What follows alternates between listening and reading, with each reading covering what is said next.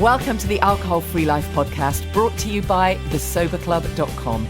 I'm Genuinely Grace. This is for you if you've quit the booze or you'd like to, or maybe you're just sober curious. I'll bring you tips and motivation without any judgment, and there'll be inspiration from experts, quit-lit authors, and sober heroes.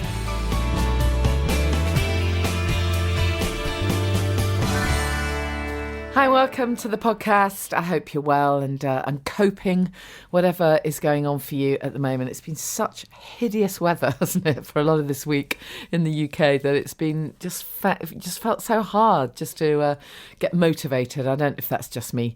I have had a bunch of clients who do seem to feel the same way. They feel that at the moment, motivation is hard and we have to really kind of force ourselves out the door if the weather is bad. To that end, actually, we had the most amazing session in the Sober Club with a shaman, Yakov Darling Khan, who I'll be bringing you an interview with Yakov. But he did a session for us exclusively in the Sober Club, which was all about movement medicine, and it sounds like a fancy term, but he explained what it is, and ultimately it's about dropping into your body and moving, and that can mean putting on some music or whatever, and even music that you used to love, he suggests. And it really struck me that this is what I need to do far more regularly. So many of us are caught in our heads. We're locked into this negative thinking so much of the time, it can be really destructive. And, of course, we go all around the houses with what's going on and beating ourselves up. I've got lots of clients at the moment, or several clients at the moment, who are really quite locked into negative thinking about themselves. And they just can't seem to find a way out. It's all the, I'm always like this, I'm this kind of person, I'm all or nothing, I have to have, however many drinks, I can't do, it's all very negative, the language around it. And of course, there's lots of things we can do to reframe that, lots of things we can do to help people think differently about their thought processes and about their choices. And that, that we know about all these different challenges we can give ourselves, noticing what's going on, noticing what we're thinking, and the think, feel, act cycle, so we can notice what are the thoughts, what is the feeling I'm trying to create when I'm reaching for a drink or thinking about reaching for the sugar or the booze or whatever, and then ultimately what's the action I'm going to take. So we know there are loads and loads and loads of thought processes, lots of little tricks we can do to reframe and to change our language. And I love all of that. And having, become a NLP practitioner, I'm queen of it at the moment. I live and breathe trying to reframe our thoughts and the language that we use. However, sometimes I really believe that you just have to get out of your head, and I don't mean in a destructive way. You have to just drop into the body and just let the body take it, because so much of the time we're in fight, fear or flight mode. We're ready to leg it from that tiger, but there is no tiger. And so sometimes we just have to tell the body that everything is okay. And the session that Yakov did with us was just fantastic for just reminding us that we sometimes just need to move. And often it's more often than we think it is. And don't be confused, by the way, into thinking that means you have to be a fabulous dancer. Sometimes we just need to shake it out. So I found that really helpful this week. It's another great form of release, and gets you away from the thoughts in your head, gets you away from your phone, social media, or whatever scrolling you're doing. Doom scrolling, they call it now, don't they? And of course, getting you away from mainstream media for a bit. So can't be a bad thing. So that's my top tip. I've delivered that within the first few minutes. Let me tell you about today's show. We've got a lot going on today. I'm so thrilled that we've teamed up with Slangevar. Now, this is a unique new drink. I love finding out about new alcohol-free drinks that, really hit the spot. And this one is unique in that it's, you're going to hear all about it. I thought it would be great to actually interview Sarah, who's the creator, because it's such an interesting story. So So we're going to be talking to Sarah. And then also, I know that, we're past New Year and everything. However, setting goals and deciding what we want for our lives and reframing our limiting beliefs can be just so important for so many people. So I thought it'd be great to speak to someone who's a real expert in this, but comes at it from an approach which uses again, NLP techniques and transformational hypnotherapy. And Rosalyn Palmer really knows her stuff and has been working in this arena for ages. So I thought it'd be really interesting to interview Rosalyn. Again, Rosalyn did an amazing hypnosis session for us within the Sober Club. So I really know how powerful this stuff can be. Ultimately, we've all just got to take responsibility, right? For lots of people will say, but it's not my fault. This happened to me or that happened to me, and that's why I'm in this situation. And you know what? You're right. It probably isn't your fault, but it is your responsibility now. Once you've recognized what's going on, I do believe that we can take responsibility for moving forward, for what it is we want, in the future. So hopefully this will be relevant to you, whatever stage you're at, as is all the stuff we do in the Sober Club, really. If you're at day one, that's great. Come on in, absolutely no judgment. If you've been sober for years and years and years, there are going to be so many other amazing things you can uncover. I was having this great conversation with a client the other day, and she was sort of intimating that she thought maybe when she got to the end of the 6-month period that she'd kind of set for herself, she set herself the challenge of doing 6 months sober, which is awesome, by the way. And then she sort of suggested that when she got to that point, she knew that she would probably feel like, she'd got it sorted then, and she would probably go back to drinking because things would plateau and it would no longer feel new and fresh and exciting. And, I had to put her right on that one. It gets better all of the time. Every single year it gets better. Who could have imagined year on year on year? Did you see that fabulous post by Marian Keyes, the author Marian Keyes, celebrating her 27 years sober? Just amazing, isn't it? I just love the fact that it's still a thing. It's still such a thing that someone like Marian Keyes would plaster that across social media. What an amazing thing to have happened to somebody, for it to still be such an important part of your life, because it underpins literally everything. So yeah, you've heard me say that a lot of times. So anyways, we're going to be speaking with Slangevar, or rather with Sarah from the brand Slangevar, and then also with Rosalyn Palmer on how to reframe, how to change your limiting beliefs, how to set the goals that you really want for yourselves. And that's not the same as resolutions. It's a very different thing, setting the intentions that you want. I just want to remind you that we have a free Zoom session, a free masterclass next week. Obviously, most of the stuff I do is for Sober Club members, and you're very welcome to check that out. But I just thought it would be great, as lots of people are coming to the end of dry January. Maybe some of you want to carry on with staying off the booze, or maybe you have other behaviour change that you're thinking of making. So I thought I'd do a free session. Everyone is welcome. Well, within reason, obviously, places are limited. But you do have to register if you want to join us. It's Thursday, the 28th of Jan, 7:30 p.m. UK time. And I think I've just called it Want to Be Happy, Healthy, Sober in 2021. That's the title of the ebook, Happy, Healthy, Sober. And I thought I would just run through a few basics, really, a few real key things that I think underpin making these behaviour changes that we feel are important for us. Obviously, there'll be time for Q&A as well. So if you know anyone who is not ready to necessarily dip in just yet, but they want to just find out a little bit more, if they're sober curious, that's cool. It's totally non-judgmental. It doesn't matter what stage you're at, because we're going to be looking at at least to a certain extent at behaviour change generally. But if you have been doing dry January, you might find it especially useful. So you just need to go to thesoberclub.com and click on events. So soberclub.com, click on events, or it'll be in the show notes as well. It's a free masterclass this Thursday, 28th at 7:30 p.m. Just a reminder, the ebook is out, Happy, Healthy, Sober, Ditch the Booze and Take Control of Your Life. Thank you so much to those of you who've given me some feedback and, who've given me some lovely reviews. I'm so grateful. It's so weird when you put a book out there, you just honestly don't know if it's any good or not. Absolutely no way of knowing. So it's really great when people tell you that they're enjoying it. So please, if you have read it, please write me a review. I'd really appreciate that on Amazon. And the main book comes out February 11th, of course. So without further ado, let's hear this interview with Sarah.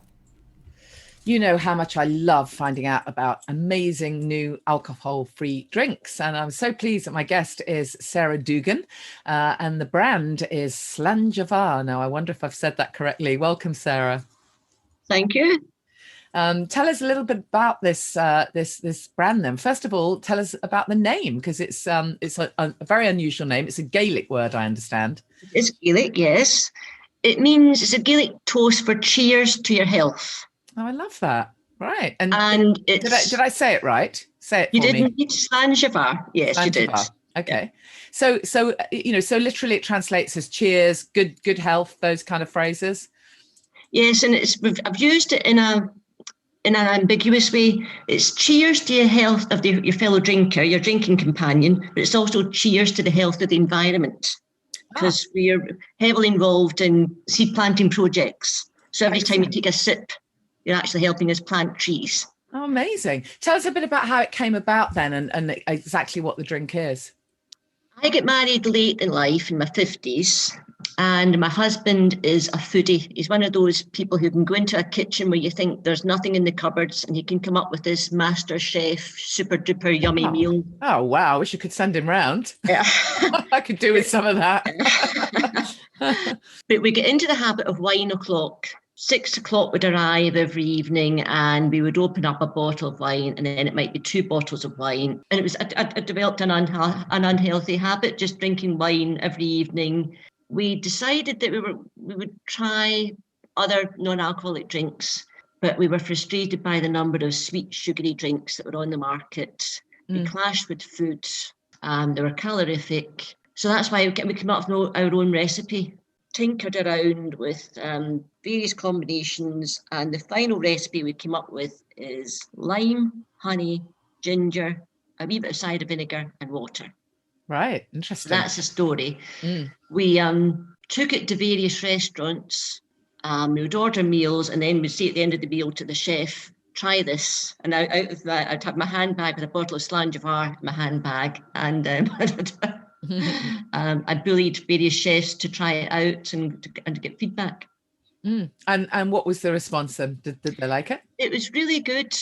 We got excellent feedback. I got a grant from the Scottish Government to test the recipe, to finalise the recipe.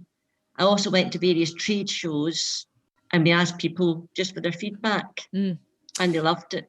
Brilliant. So, we've long known about sort of cider vinegar as being healthy, and we hear of people saying, okay, well, I'll have a teaspoon in the morning or whatever. And we also know that it can be really good for helping to reduce cravings. But I'm interested how you sort of came up with the idea of making that into, mixing it, making it into a longer drink, because if we think of sort of apple cider, cider vinegar of any kind, we just do tend to think of a teaspoon. But you've kind of based your drink around it effectively.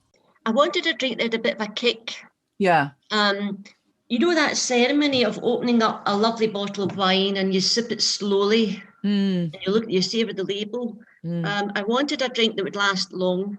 Too many soft drinks are sweet and sugary, and you gulp them back. With the cider vinegar and the ginger, there's a bit of a kick, so that you would sip it slowly. And what does give it enough sweetness then? Just the lime and the lemon? No, it's we've got a small amount of honey. Oh, okay, yes, of course, yeah. And we've got the Scottish heather honey, that gives it just a smooth aftertaste so that it's not too astringent or acidic. So the honey it balances the flavour. And I guess the honey probably helps to preserve as well with the vinegar. It does. Amazing. And you've got beautiful bottles. So you put some effort into the packaging of this, because as you say, you know, it's not just a case of opening up anything and it's this ritual, isn't it, really? It is, yes. I think when you look at a pub, you look at some of the gin and the vodka bottles, and they're absolutely beautiful. Yeah, they are. Yeah. You want to try and just to savor the beauty of the bottle. And I wanted to do something similar with a non-alcoholic drink. Great. Tell us a bit more then about what the sort of sustainability piece of the brand, because I know that's really important to you. And I love hearing these stories where, you know, it's not just, okay, I've popped a product out. There's all these other layers beneath it. I started to read up about pollinator decline, especially honeybee colony collapse. And it was something that should be worrying us all, the number of insects and pollinators that are becoming extinct. And we also, for every bottle of Slangevar, we plant a tree, and we're also involved in seed planting projects for wildflower meadows throughout the UK. Amazing. So when you say a tree, so a tree is planted for every bottle sold, where would that tree be planted? The subtropics. Okay. Because they sequester carbon far more effectively than trees in colder climates. So the charity that I'm supporting is called Tree Sisters. They've planted, I think, 15 million trees this year. Yeah, they're an amazing charity. I love the work they do. That's brilliant. That's brilliant. So it really is, as you say, you know, you sip this drink, it's good for your health, but you're ticking that little bit of sustainability box at the same time. That's right. Great. So moving forward, then, what do you hope for the brand? You know, when everything opens up, are you hoping that this will be in bars and restaurants? And would you ever sell through supermarkets or anything like that, or just into the drinks market, as it were? At the moment, we don't want to mass produce because we've got to maintain the health of bees. Yeah, of course. Yeah, so, it's an interesting dilemma, isn't it? That sort of keeping it small and artisan.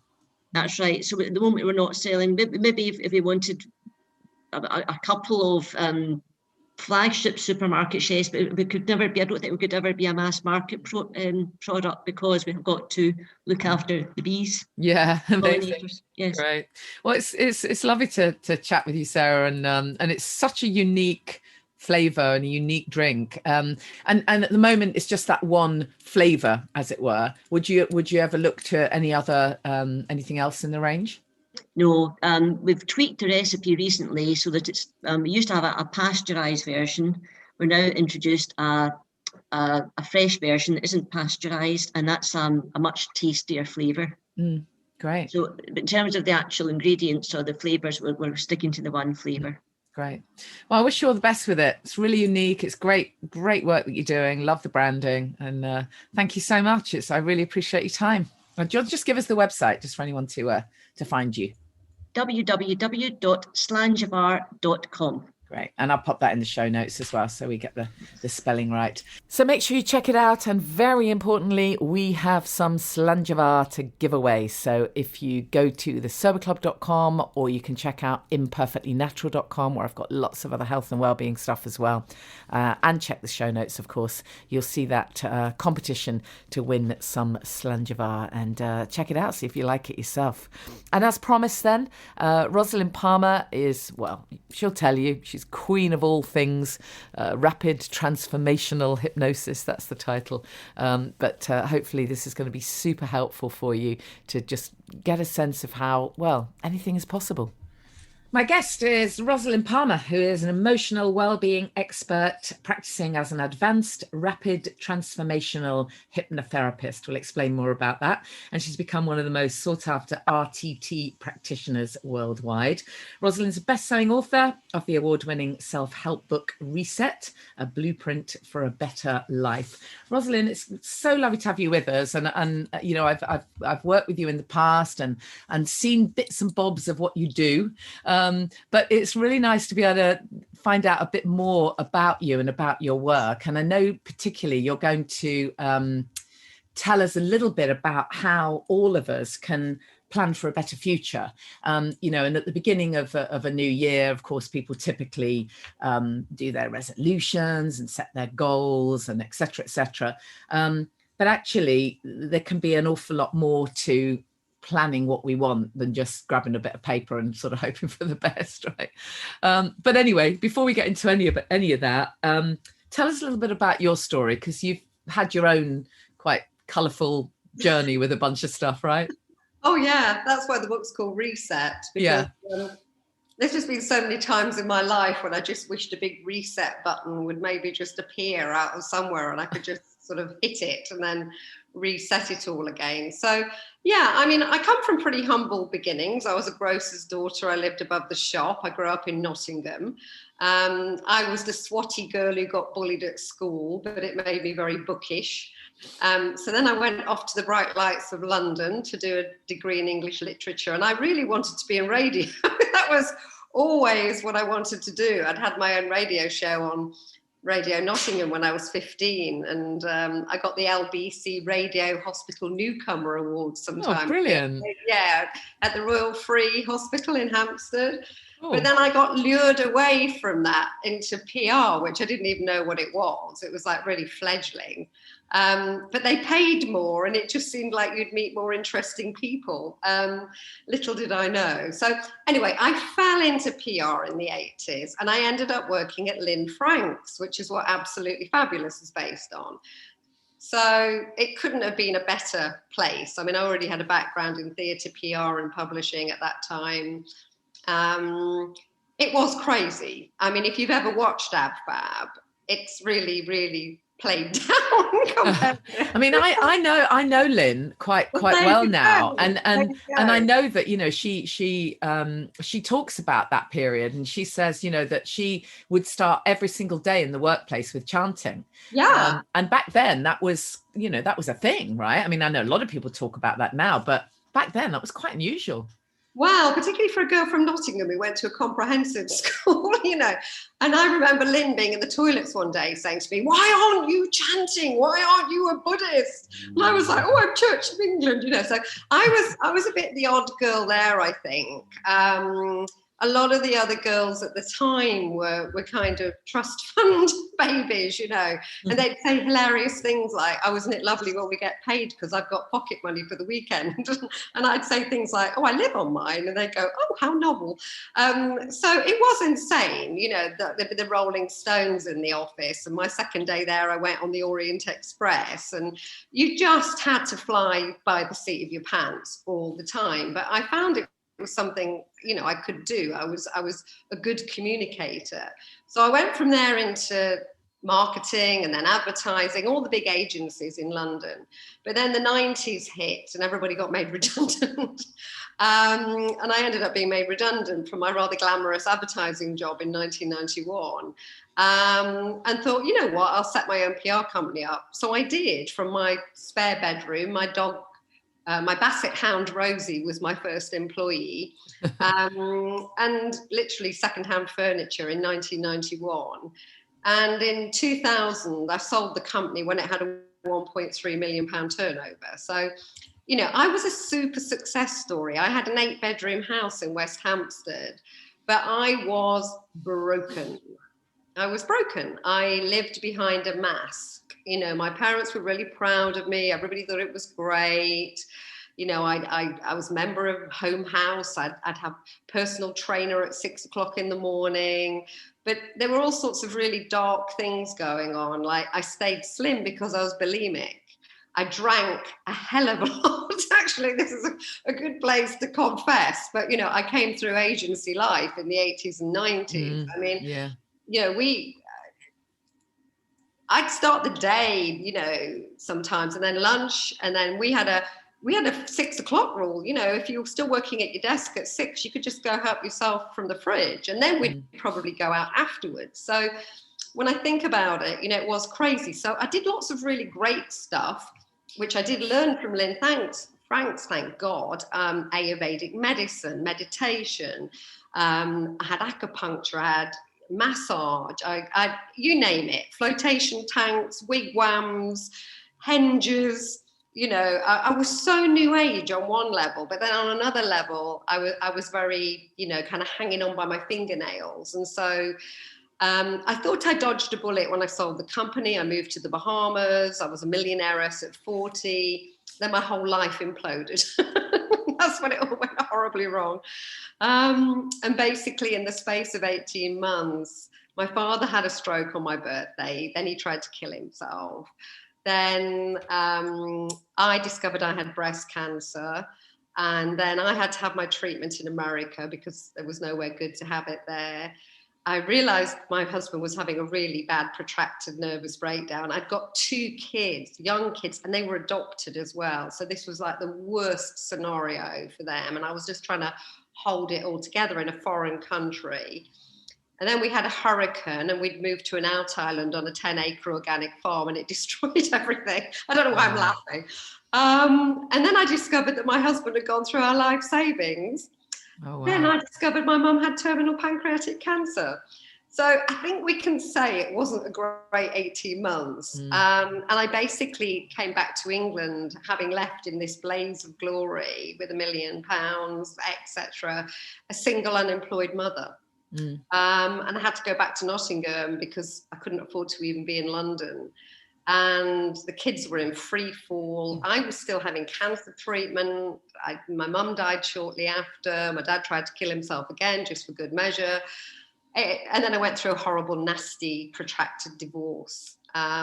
So in terms of alcohol, interestingly, while I was in the Bahamas, I didn't really drink at all. And when I had the cancer for 2 years and I lived on the land and the sea on this organic farm, I never drank. I didn't have anything that, wasn't pure or we couldn't grow. But then when I was a single mum going through this horrible protracted divorce and my mum had died and I realized I had no money, it just crept back in again badly. So I had to reinvent myself, and I did. I got together again. I married a second time. Ended up working in a training and development company, then head of marketing for an international charity, the Leprosy Mission. So I spent time with the most marginalized, persecuted people in the world, which was phenomenally fulfilling, and even took Anne Widdecombe on 2 overseas visits. So, I do deserve a medal. And then that marriage broke down and the menopause hit. And again, it was just like this. And I was like, oh, come on. I thought that I'd got it all back together again. And then my dad died on my 50th birthday. It was like, oh, thanks for that. So my life kind of went free-falling again. And then 5 years ago, Marissa Peer reached out to me, and it was just synchronicity because I could feel I was going on that downward slope again. And she said that she developed this new training for hypnotherapy, essentially, but it combined hypnotherapy, NLP, neuro-linguistic programming, CBT, and psychotherapy. Now, I knew Marissa from the 90s because I'd done the PR for Tony Robbins and a whole bunch of gurus back in the day. Edward de Bono, Robert Holden, Brandon Bays, who does The Journey. They were all my clients, so I knew Marissa. I'd even been to her. And I thought, why not? And I just took to it like a duck to water, Janie. I didn't realise I'd have so many transferable skills. And I do like to say, I've been so fucked up. I'm like a brilliant therapist. Just before we go any further, because obviously I want to talk to you lots more about that, but just on that sort of journey of yours for a moment, it's really interesting, isn't it? Because we all have these perceptions of people who, seemingly have it all. The person that has it all, who lives in the flash house, who, looks great, who has tons of money, who has the perfect job, who's, ligging with celebrities. And there's that perception of that person. And you were that person, and other people would have had that perception of you. And yet it's really interesting, that phrase you use, that you were wearing a mask. We use mask in a completely different sense now, but you know what I mean? You were putting on that mask. And yet behind it, did you know that you use that phrase, you were broken, but did you know you were at that point? I had this amazing Ayurvedic doctor in London, and I probably trusted him more than anybody in the whole world, and I probably still do. And he just said to me one week, I'm not a betting man, But if I was, I don't know whether you're going to have the physical or the mental breakdown first. Oh, wow. And that was pretty much a wake-up call. That combined with the fact that my 5-year-old son, who was adopted as well, I realised one Friday evening that I hadn't seen him awake since Monday. Monday. I'd seen him on Monday. Then I'd got up at 6 every day. I was home at 10. We had a nanny. So it's not exactly work-life balance then. I think those two things together, plus I had dengue fever, which really made me quite ill. I think those things together just made me go, like the Jack Nicholson film, is this, or as good as it gets.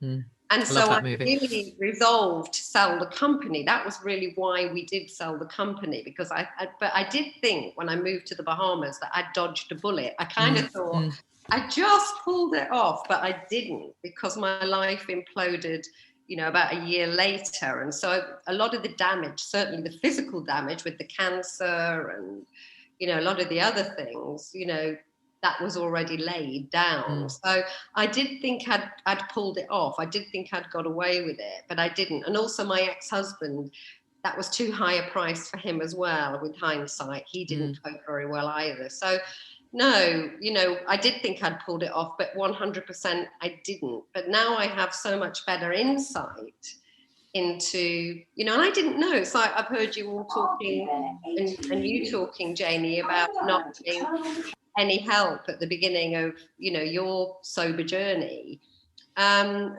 it was very much like me a lot of the time, doing that as well, because you do the best you can with the resources you have at the time, don't you? But now, in hindsight, I suppose the biggest thing is I have a lot of compassion for that woman. And then absolutely. When I lived somewhere like the Bahamas, my kids went to a school in a gated community. I didn't live there because I didn't want to live in La La Land. It's the same one where Sean Connery used to live. And oh my God, those people who look perfect, really. I mean, I once said to my doctor, what's the biggest thing you deal with? And he said, alcoholism. Really? Yeah. And, and just, there's a lot of very empty lives behind those gilded cages. I'm not saying everybody, but I've seen it at first hand. Like you say, I've been there, I've seen behind the mask. Yeah. So when you, started to work with the rapid transformational therapy, RTT, as it's called, presumably for you, that was what helped you start to heal yourself and get to grips with what was going on for you, and then what do you think? I'm not even sure what the question is. I suppose it's always that, what's kind of like the one thing that really made the difference then to sort of really properly get you back on track? I think the RTT very much, because I became a trainer, because obviously I was one of the first people trained in it. And so then as it grew and grew and grew, I became a trainer for about 10 courses. And interestingly, with alcohol, I remember sitting at the back of a room and Marissa was doing a live demo with somebody down the front for hypnosis to stop drinking. And I think I'd drunk most of the bottle of Chardonnay the night before. And I remember being at the back of the room thinking, I've got to walk my talk, I can't set my stall out that I'm going to fix people or help people to fix themselves, is a much better way of putting it, when I'm really, quite damaged myself. Now, I don't think therapists all have to be perfect, but I think they should have integrity. Absolutely, yeah. I mean, it's a really interesting area. I mean, we should talk about this area another time, but one thing that I know you will have heard me say is that, over my many years of knowing I needed to deal with this and yet not knowing how to, because I felt I was caught in this alcohol trap, despite the fact that I was queen of natural health and as you say, in the early days, I was trying everything going. I had, every kind of treatment going.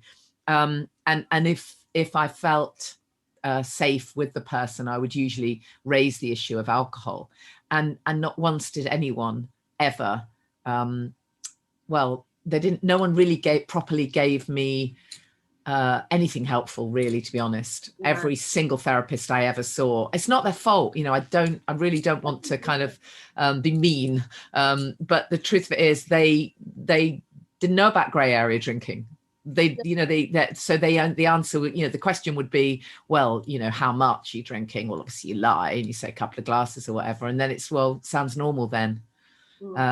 So I mean, it's a conversation for another time, but no, I hear you, and we're kind of edging on that. And you asked me that question, and I think, my own journey, because I'd been through so many things, because it had looked good, and sometimes it had been good, and sometimes it really hadn't been good.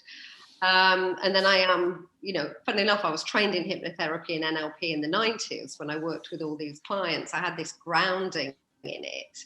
I suddenly was able to transfer those skills. But, I have clients all the time who walk into my room. I mean, the first time I dealt with a teenage anorexic, and she was really self-harming, and she'd actually gone on YouTube on the Monday to announce that she was going to kill herself live on the Friday. Wow. And her father rang me up and went, "Oh, I hear you're one of the best RTT people. I'm driving my daughter up to see you from Brighton." I was like, no pressure.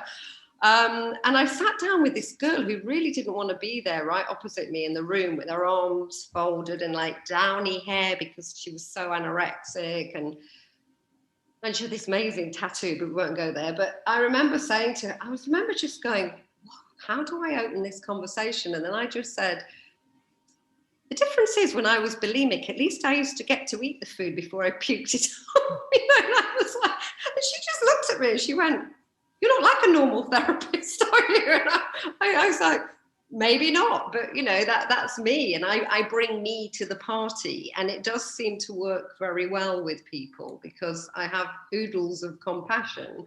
I've walked a lot of those paths. Yeah. Just for anyone who is really completely new to all of this, kind of conversation, just describe for us how hypnosis works, because there may still be people listening who are thinking, "Oh, hold on, isn't that, where a stage hypnotist tells me to sit in a can of baked beans," kind of thing? Yeah, absolutely. And of course that weird stuff goes on, but people basically, they choose the very susceptible people, and people are up for a mad night out. So we can just completely park that. So really, I like to use the analogy that, we're all houses and we're all built on foundation, and all of our foundation have got some cracks in them. And most of the time the house stays up okay. But then maybe a couple of hurricanes come along and quite a few events happen, and suddenly you've got a 3-foot hole in your wall, and you're like, well, where did that come from? Or you're very aware that there's something not right because things keep shifting, but you don't really know how to deal with it. And repeat behaviors, Groundhog Day type behaviors would be a perfect example, where you kind of try and willpower your way out of something, or you try and kind of coach your way out of something. And I am a coach as well, so I'm not being pejorative about coaching, but there's a fault line. There is a fault line somewhere within there. So the hypnotherapy, it just really relaxes you. Some people are really highly suggestible, and they kind of come round after half an hour and go, "Oh, hello." And other people go, "Oh, well, I just felt like I was sat there with my eyes closed." It really doesn't matter. It really is how comfortable you feel with letting go. So that is not the deciding factor, but the factor is the skill of the clinical hypnotherapist is to go into where those fault lines were laid down. So I'm afraid of dogs. What happened in my past to make me afraid of dogs?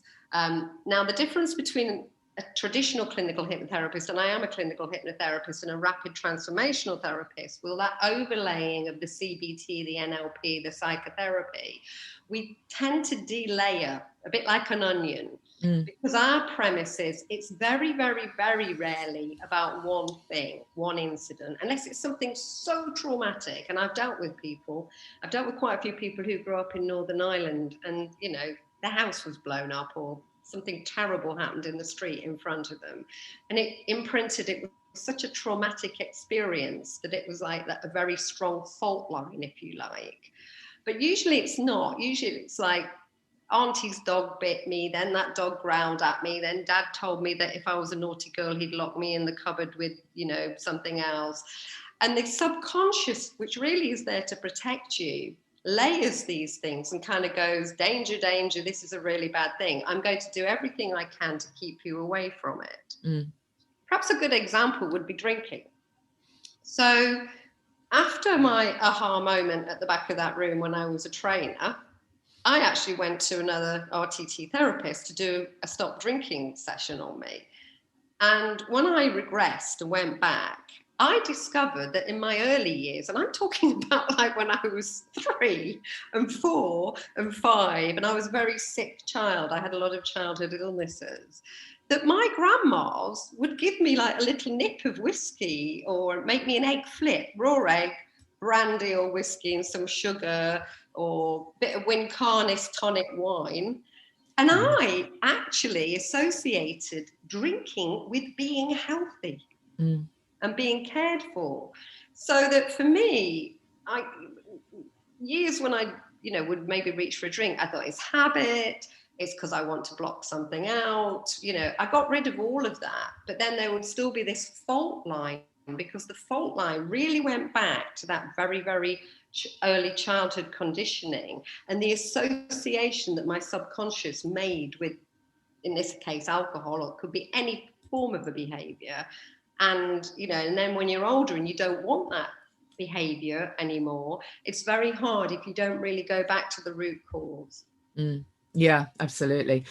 Yeah. I have no idea how we get from all of that to how we set our goals, but I know you'll find a way, because one of the things, as you say, that you are an emotional well-being expert, and I know that you bring in lots of different modalities to your work, and one thing that we've been talking about, certainly within the Sober Club, is the way that we can go after what it is we want, our goals, our intentions. And yet, I suppose it does fully link, really, because it's all linked to our limiting beliefs, isn't it? How are we gonna set that stuff? How are we going to determine that stuff? How are we going to go after it if the little voice in our head is constantly saying, "Well, you're not good enough"? So tell us what what you think then about this phrase goal setting. What is it? So I really had a big turnaround about 3 or 4 years ago when I went to a course called Life Book, which really you create this great big book about every aspect of your life. But I have a diffused model, which is my 5Fs model, that I think anything in life, any balance, a great life, you need 5Fs. You need faith, fitness, friends, family, and finance. So I'll just park that for one moment. So when I work with clients, really, to kind of get to what are going to be meaningful, doable, and exciting goals, we look in those 5 areas. So, faith is really, what do I have a faith in? It could be religion, but it could just be, I have faith in nature. I have faith in there's something out there. Friends, it's really about your tribe. It's connection. Family, tribe, connection again, because it might not be your actual family.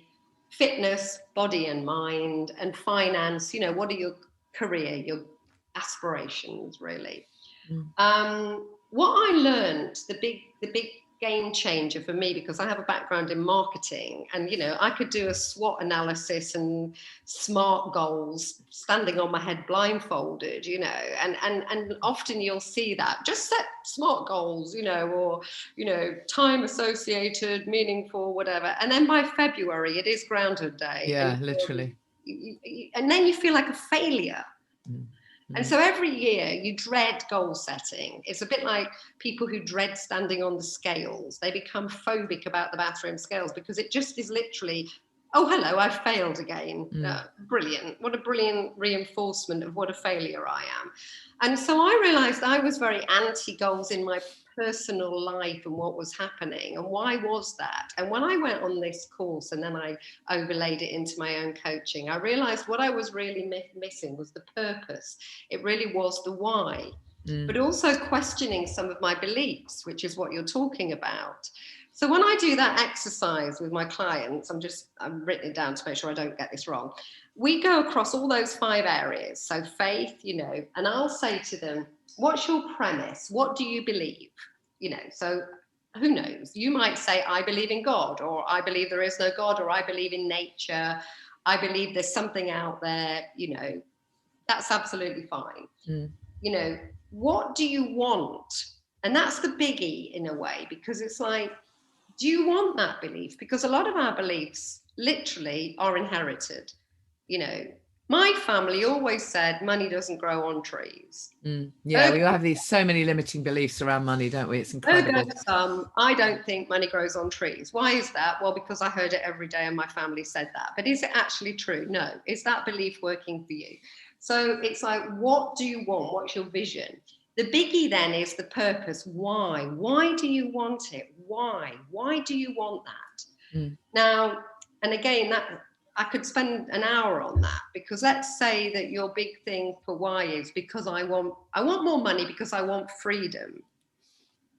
Well, trust me, I've been around billionaires and a lot of them are really not very free and they're not very happy, you know. So I'm not saying, you know, don't go after money, but if you're actually after freedom, maybe think about how you can go after freedom now. What would give you freedom now? Oh, I could be free to have a walk. Even in lockdown, I could be free to have a really long bath. I heard one of the ladies say that when it got to that 5 o'clock stage, you know, cup of tea, bath, you know, brilliant, love it. You know, I am free to choose to change my program. I am free to change my programming. And the why is one, I'll come back to that in a moment. But then after that, it's the strategy. What do you need to do to get it? So, you know, here's the thing. I want to lose half a stone. You know, well, what do I believe? I believe it's really hard to lose weight. Or I believe I can't do it if I can't go to Weight Watchers down the road in the church hall every week. Well, brilliant. Okay, how about having a better belief? Because that's not going to happen in lockdown. How about you need the connection, but you can still lose that half a stone, but you maybe need a different approach. You know, what do I want? Well, I want to look good. You know, my clothes, I don't want them to feel so tight. I want to look good when it comes to summer. Why do you want it? Why? You know, I want it because I want to feel sexy again. I want to feel attractive to my partner. I want to just, you know, not feel like I'm having to hide in a baggy jumper. I want to feel like I can do something, succeed at something.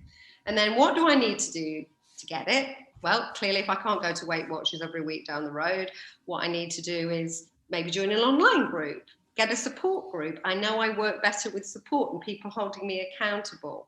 And then the other biggie is, what do I need to stop doing? People always have on to-do lists what they have to do. The stop doing list for me was a revelation. It's like, what do I need to stop doing to do this? Well, arguably, if you want to lose half a stone, perhaps stop watching Netflix whilst eating 5 boxes of Pringles every night, you know. But, you know, whatever it is you need to stop doing, or I need to stop making those excuses for myself. So immediately you've got all of those things going on, and we do that across all those 5 categories. The why is so important, and you can really make a change. So I work with some really top level execs, you know, like people on 6-figure salaries. And I say to them, you need to put some rest into your day. You need some time out.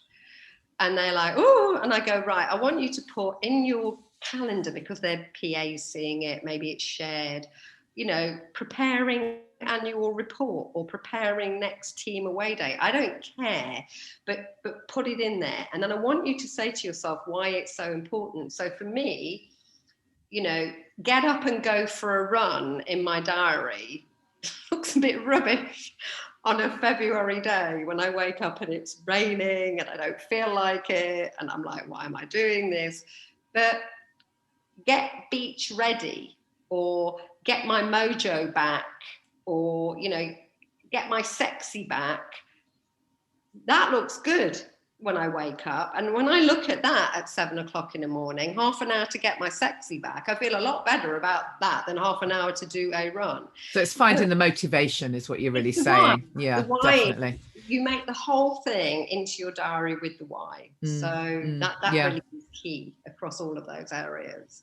Yeah, it really makes sense. I love the fact that you talk about, you know, that we kind of think of ourselves, or rather we ought to think of ourselves as this kind of, we've got this faulty software, you know, going on, and you know, and but we can reprogram it, just like we can, I mean, there's so many analogies here, and I love them because they do really work. I mean, I know that when my computer's over, I'm really guilty of having loads of tabs open, on my computer. And I heard somebody say once, it's just exactly the same. Close the bloody tabs, because you've got way too many open for the drive to be able to perform. And it's exactly the same with ourselves. Mostly I've also got too many tabs open in my brain of things I'm trying to do at once.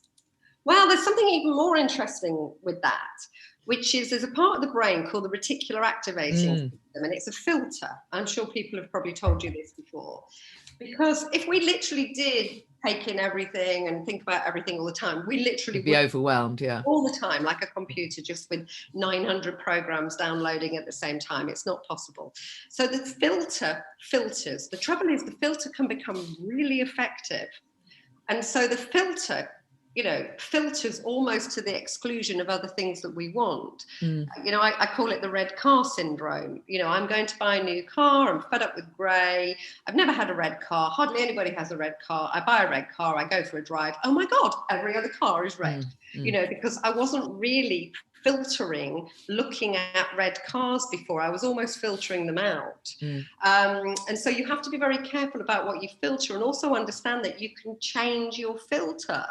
And it just means you've got to get used to it. The brain likes what's familiar.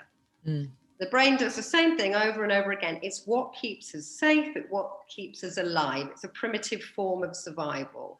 But because it likes what's familiar, it will kind of start going back to what's familiar, even though we're going, no, I want to make the unfamiliar familiar. I want to run every day, or I want to run every other day. I want to love kombucha drinks and, feeling great and not having a hangover every morning. But the brain's going, oh, remember you quite like that thing. So again, you've got to stick at the new habits. I mean, of course you have, and get every bit of help you can get. And obviously, if you can deal with it at the subconscious level, it helps even more, of course, because you're effectively going in and uninstalling the faulty software. Yeah, absolutely. So what would your top tips be then for anyone sort of wanting to set these goals and actually, learn the skill of goal setting?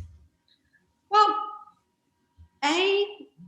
the purpose, the vision, the one I went through before. So the what do I believe? What do I want? Why do I want it? What do I need to do to get it? And what do I need to stop doing? The brain also can't really tell the difference between what you visualize and what is real. And I know you're a big fan of vision boards and visualizations. And so again, visualize it, literally visualize it. Create a vision board if that's what you like.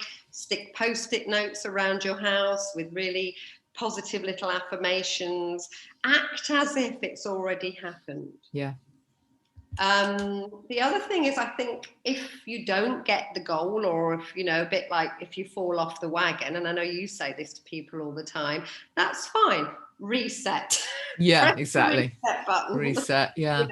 Go exactly. Reboot the computer. Yeah. Go through it. One of the other great things as well, because people will say to me, and this is even under hypnosis, they'll say things like, "Oh, I'm rubbish at sticking at something," or I never achieve anything."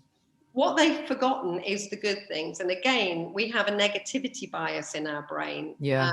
Again, I'm a caveman. I need to look out for what's wrong. Oh, it's a saber-toothed tiger. I'm going to run away. I'm not actually thinking about the grass and the berries and the hills at that point.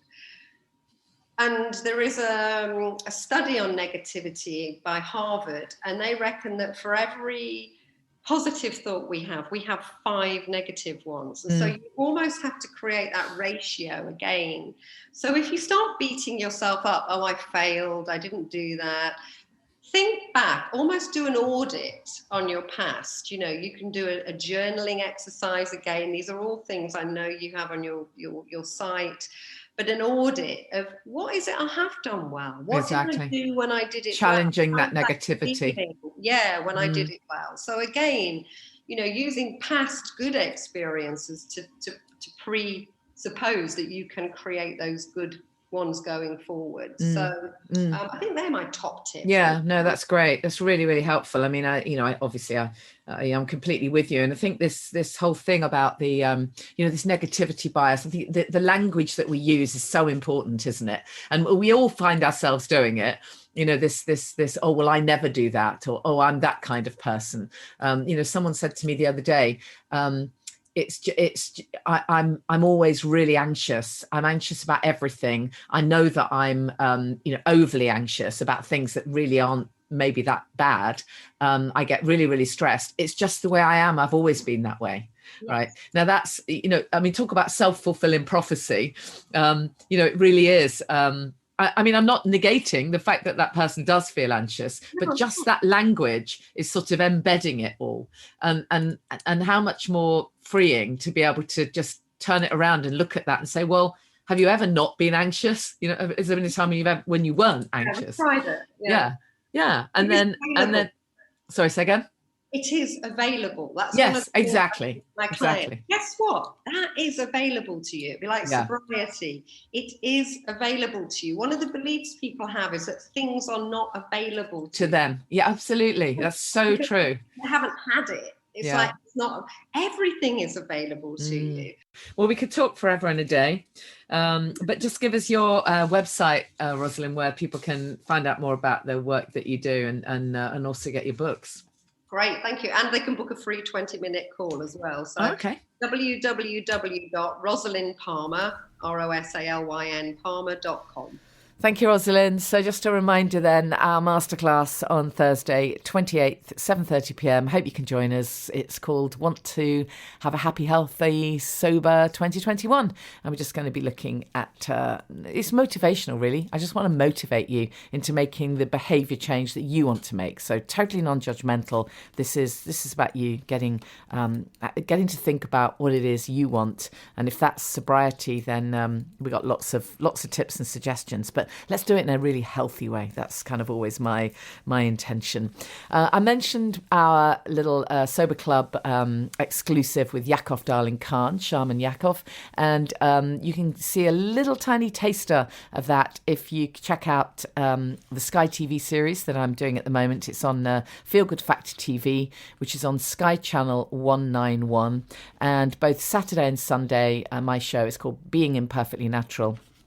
Starts Saturday, it's repeated Sunday. It's usually on about 9:15 in the morning, and it's real short, and I just talk about holistic living stuff. And this weekend, my guest is Yakov, so you get to catch a little bit of a sight of that. The following week, I'm interviewing Heather Dawn Godfrey, who's been a podcast guest in the past, about the benefits of essential oils for, well, just everything, really.